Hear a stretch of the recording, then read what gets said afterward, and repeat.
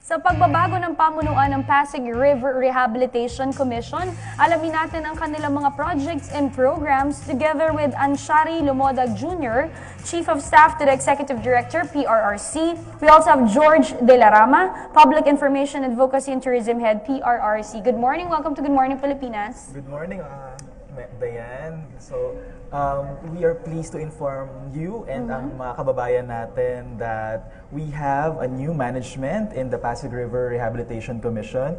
Our President, Rodrigo Duterte, has appointed Mr. Jose Antonio Goitia as our new Executive Director for the PRRC. And under his term, sobrang daming changes ang kanyang ini-introduce to make sure that we will be able to implement our projects and programs better in the next decade. That's right. You know, since you've mentioned about new management, let's talk about all your projects and programs. Ano ba yung mga reforms na gagawin in line with President Rodrigo Duterte's campaign? Well, first and foremost, ang ginawa kasi ni Executive Director Goitia, the first few days ng administration niya is to create the baseline. Hinanap niya muna kasi lahat ng challenges, problems ng PRRC before starting. So, very napakaganda kasi nakita niya lahat tulad ng yung kakulangan ng enforcement ng PRRC. Wala siyang ipin eh. Ibig sabihin, PRRC originally is a PMO, Project Management Office. Ang ginagawa lang niya pag may kalat sa river, sa estero, tatawag siya ng MMDA and tatawag siya ng mga DPWH para linisin. Ayaw natin yun. Ang gusto natin ngayon is the direct enforcement sana ng matutukan talaga. So, nag-create si Executive Director Goitia ng Abatement Division. This abatement division, I would like to take this chance to introduce and siguro warn or educate the people living beside the river. Kasi itong enforcement division, they are very, very serious under the direction of the Executive Director Goitia na talagang lahat hanggat sa makakaya na nagtatapon ng basura directly or indirectly sa river, we will do our best na ipakulong sila o i-demanda or i-complain.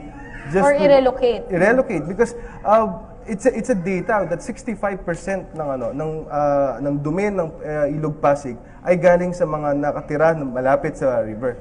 So we call that domestic waste. Diretso yan, 65%. So by this abatement division, we're looking up to a possibility na kahit makalahati ito, malaking tulong na talaga. Malaking Alright, tulong. besides that, you also have this project called Multimodal Transport System. Tell us more about this, George or Anshari. Yeah, we actually, it is the first time in the, they call it the first time in the history that PRRC and the Laguna Lake Development Authority nasa magandang relasyon na they are actually in the exploratory stage, yung talks pa ng pagkakaroon ng multimodal transport system. Ibig sabihin, kung galing ka ng Makati, galing ka ng Manila de Bay, pwede kang sumakay ng ferry papunta diretso sa Laguna, Calamba.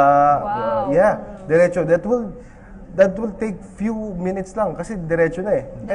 That's the first phase siguro, no? That's the first phase na magkaroon ka agad.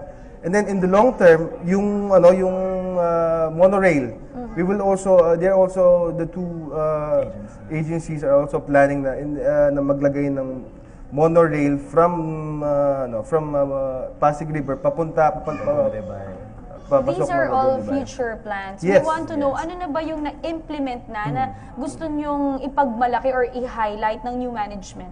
Okay. So in relation to the multimodal na binanggit kanina na multimodal transport system, we really want to ensure that the Pasig River is used as a means of transportation to decongest traffic in Metro Manila. Alam mo naman natin na right now sobrang Major tindi, problem ang traffic. diba? And that is the reason why we are enhancing our ferry services. And yung nabanggit kanina, it would really help our commuting public to save time and resources in traveling from Manila going to as far as Region 4. Yan. And of course, we have ongoing projects. Tuloy pa rin ang ating paglilinis ng mga esteros. As you know, ang Pasig River kasi has a lot of esteros connected into it, more than 200.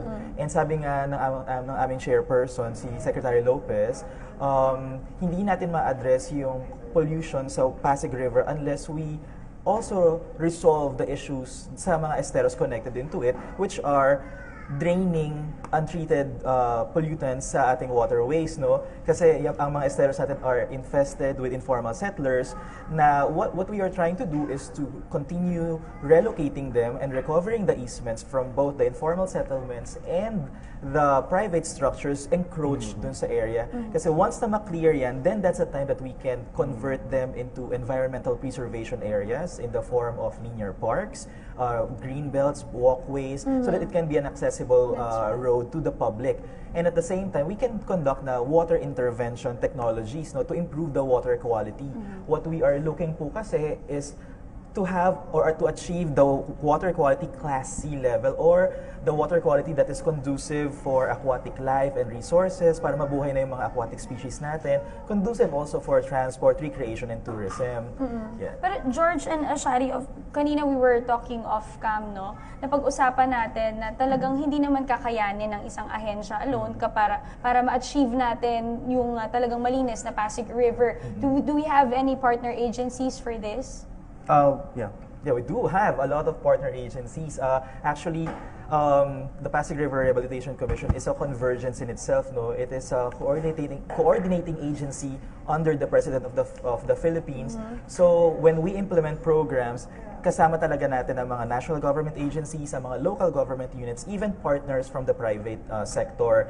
Like what will happen next week during the exploratory talks na binanggit nga kanina ni Sir, we will be convening with the national government agencies, LGUs from Metro Manila and Region 4 to discuss about that multimodal project. Transport system. Do we have any time frame for this? Meron ba tayong target time para ma-achieve lahat nitong mga planong inilatag ninyo ngayon? Well, dun sa multimodal, nasa exploratory stage pa siya. So it will take a few more months hanggat mabuo yung concept.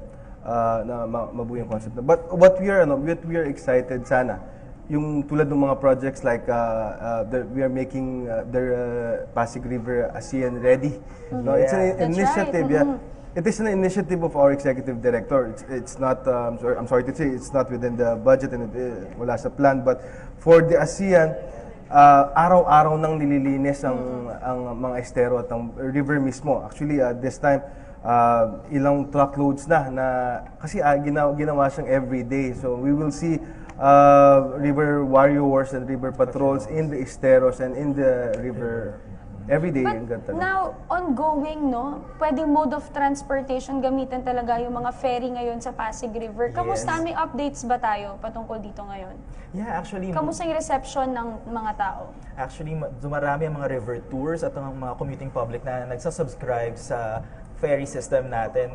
Marami ring mga boats ngayon na nag-offer ng mga tours, ng mga guides sa ating public para naman malaman nila ang history ng Pasig River at ma-appreciate nila na okay na ang Pasig River, hindi na ito mabaho, hindi katulad ng 1990s when it was declared biologically dead. Ngayon, free-flowing na siya, talagang pwede na siyang daanan ng mga vessels pang karagatan o pantubig. Alright, so before we end, do you have any siguro message or would you like to invite our viewers? Maybe they could help or support in their own little way for the Pasig River rehabilitation.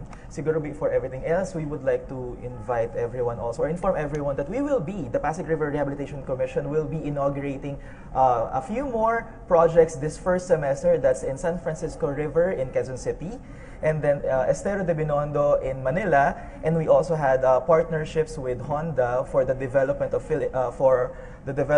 Estero de Pandacan, with Philinvest Land for the development of Estero de la Reina, and with Sun Life Philippines, they're exploring also other esteros to be developed. No? So, salamat sa mga private sectors rin natin for assisting us, and we would like to encourage everyone, ating communities, ang ating mga kababayan, na sana magtulungan tayo, patuloy tayong magtulungan sa paglinis ng Pasig River at ng mga estero natin. And maybe, of course, they could help, of course, use social media, the power of social media to disseminate information and to increase public awareness about the Pasig River rehabilitation. And maybe, pwede na tayong gumamit talaga finally ng ferry o gamitin na itong mode of transportation to decongest traffic, most especially here in Metro Manila. Thank you so much.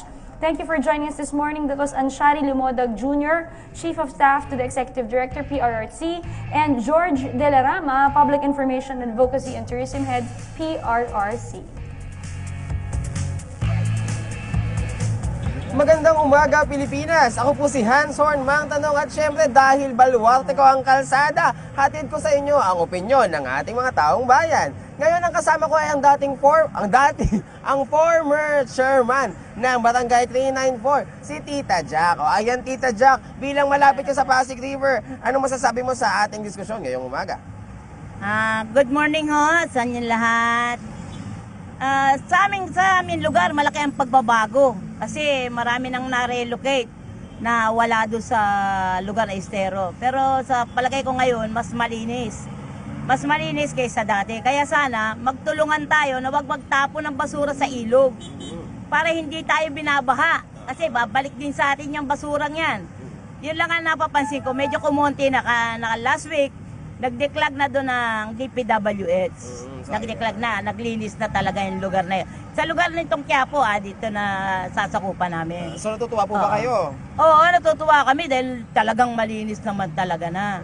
Malinis talaga, malaki na ipinagbago. Tsaka marami nang na-relocate na taga rito sa lugar namin. Ayan, tuwang-tuwa po ang 19 years chairman na si Tita Jack. Kaya tuloy-tuloy muna ang usapan niyo sa studio kasi ngayon naman ang ginagawa namin is nag-ayos kami ng traffic. O sige, tuloy muna namin to ha.